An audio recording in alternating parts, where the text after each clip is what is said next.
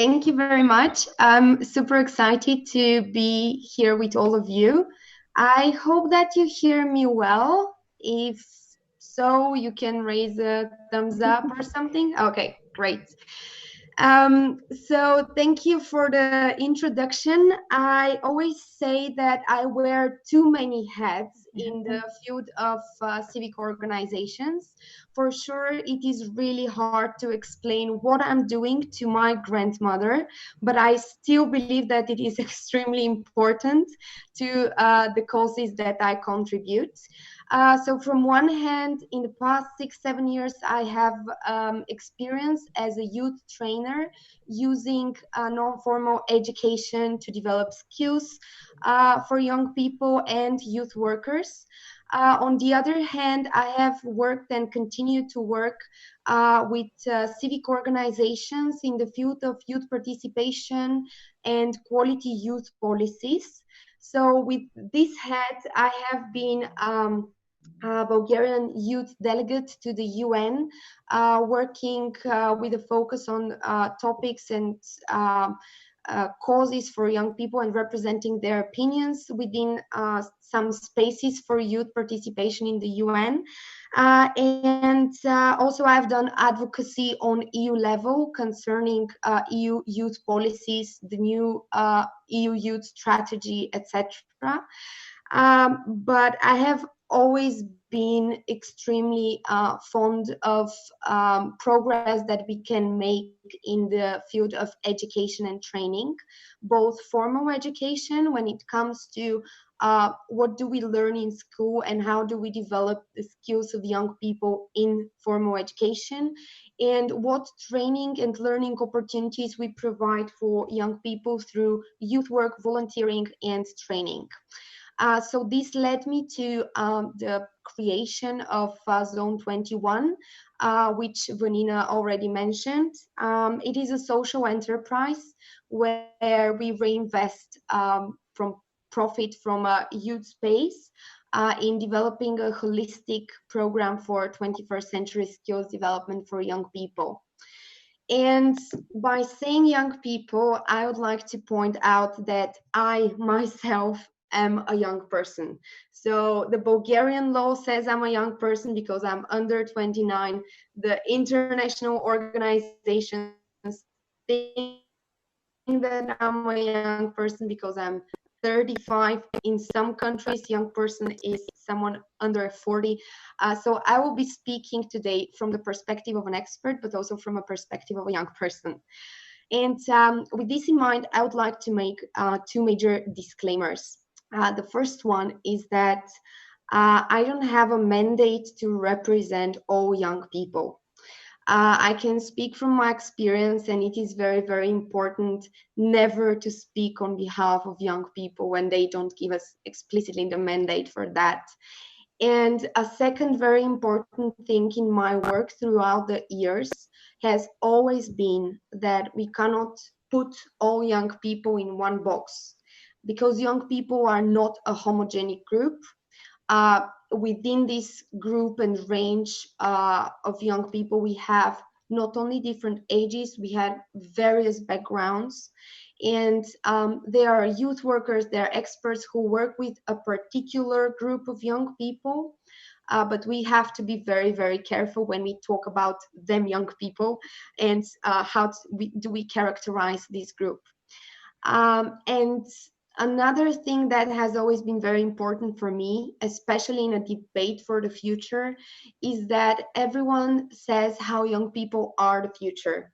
Of course, it is true, but young people are mostly the present as well, because we are young until a certain age, and therefore certain policies, programs, support has to be provided to young people. But we're not only subject of policies and programs, we're also active participants. Therefore, I'm very happy that we will be speaking about various forms of participation. And the red line for me between all of the topics in these debates is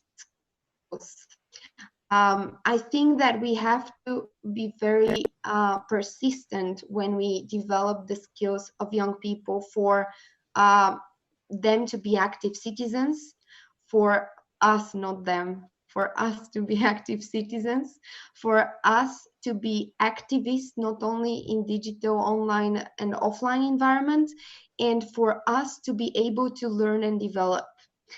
And when we talk young people and the pandemic and the current situation, I was thinking what has changed and what hasn't changed within these several months that we have experienced. And something that is really important is to be for young people to be able to realize their rights, and right to participation, right to education are among these human rights. But the hot potato in the talk about human rights is also the topic of youth rights. This is a term that emerges in the last years, and if you talk with different human rights experts, some of them will support this thesis of youth rights. Some of them will say that there are only human rights and children's rights. But no matter what, youth rights put focus on the need to be more vigilant when guaranteeing young people's rights, because we as young people are often not economically independent. At a certain age, we are also living with our parents. We attend school, university, etc. And these different rights are. It is important to guarantee that we can realize fully our rights. And here comes the topic of the right to participation and youth participation. And the topic of digital youth participation and digital youth work is not new. In the last years, we have been discussing this topic both on European and national level. But now we see the need of effective tools for digital participation. And when talking about digital participation, I see some very clear pros in this process. And this is that digital participation is irrespective of time and space. So you really don't have to be at a conference as a young person to voice your opinions. And it also gives us an opportunity for more transparency because of the way the digital environment works. But it's also probably its biggest advantage is that it's youth friendly. So we as young people are consumers of information from our devices. We are spending a lot of time online. So having the opportunity to be active citizens online is also an opportunity for these processes to have a bigger outreach, to reach out to more young people. And for me also to reach out to young people who wouldn't normally engage in traditional forms of participation. Because let's face it, a lot of young people think that it is either boring or meaningless. But when we design tools for participation that are interesting, engaging for young people, and give transparent results, more and more young people will be willing to engage. However, I truly believe that digital youth participation and digital youth work should be combined very clearly with a clear goal with traditional forms of participation, because still decisions are taken in buildings, in rooms, at tables. So when we talk about decision-making processes, young people should and must definitely be at the table of decision-making. And this reflects my opinions on in which processes young people participate. We shouldn't be participants only in the process of ideation, of giving our proposals, or of being consulted regarding different issues. Young people should be part of the implementation of policies and programs. Young people should be a part of evaluation and monitoring. And in these processes, participation in traditional forms is sometimes necessary because this is still how institutions work. It is a big step forward for us to be able to disrupt some of these models, but still we have to be aware of the process of decision making and its formalities to ensure that our voice is not only heard but also taken into account. With these ideas in mind, I have already mentioned that for me the skills for participation are a major part of the outcomes that young people achieve with their participation. So civic education, different skills that we can develop for representation of ideas and opinions are extremely important so that we can be recognized not only as participants but also as active in the next phases of the implementation of policies, ideas, and programs. It is often said, we all know about a cliche that we young people are digital natives. But on the other hand, a lot of surveys show that a lot of young people don't have the necessary digital skills to navigate effectively in the digital environment. This is especially valid for young people coming from lower socioeconomic backgrounds, young people from marginalized groups, etc. So when we talk about e-learning and digital education, we should always have in mind that it is a big step forward, but we have to equip young people with the necessary digital skills to be able to navigate in this environment, to be able to learn, to be able to critically evaluate information they receive, and to be able to adapt and implement this information in their real life. So when we talk online learning, we saw that all of the formal systems were forced to, let's call it a revolution, because it started as an evolution to use digital tools in the classrooms, but it became a revolution from the physical classroom to go into a virtual learning spaces. But it doesn't necessarily mean quality education. If we just take the model of education from 19th century and transfer it to a 21st century online platform, it doesn't mean that we have quality education. And I go one step back to remind you of the equal access.